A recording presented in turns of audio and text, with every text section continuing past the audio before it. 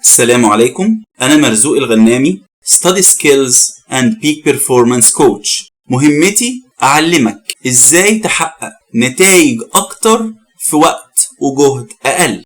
الكتابة في المحاضرة موضوع مهم، عشان كده عملت لك الفيديو ده.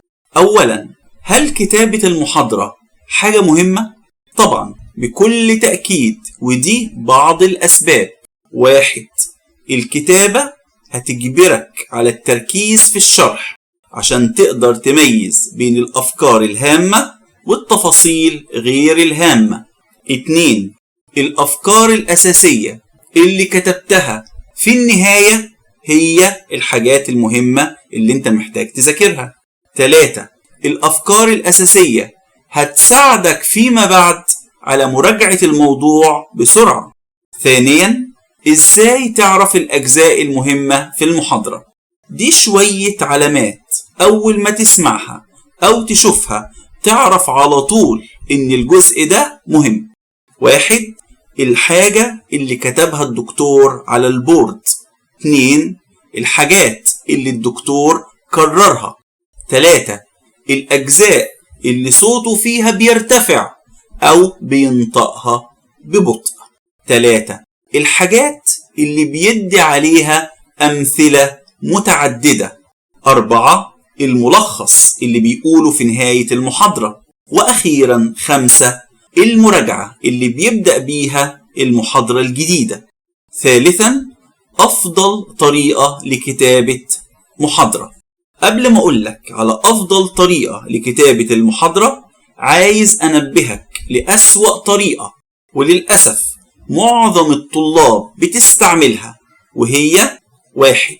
إنك تتحول لجهاز تسجيل بشري وتكتب كل حاجة حتى لو الدكتور عطس.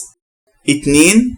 إن كشكول محاضراتك يكون عبارة عن كلام كلام كلام بدون أي عناوين أو تقسيم للأفكار. ودلوقتي خلينا أقولك على الطريقة الصح في الكتابة. عايزك تكتب بطريقة عنوان، تفاصيل، خلاصة.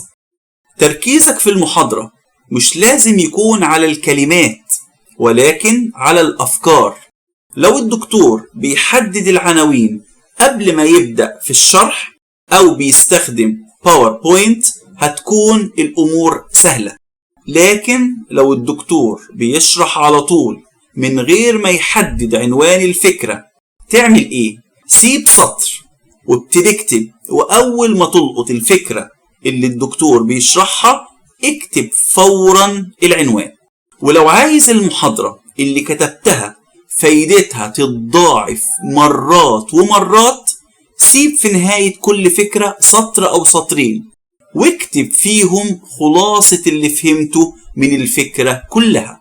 في النهاية هيكون شكل الصفحة عندك بهذا الشكل: عناوين، يليها تفاصيل أساسية، وفي النهاية خلاصة.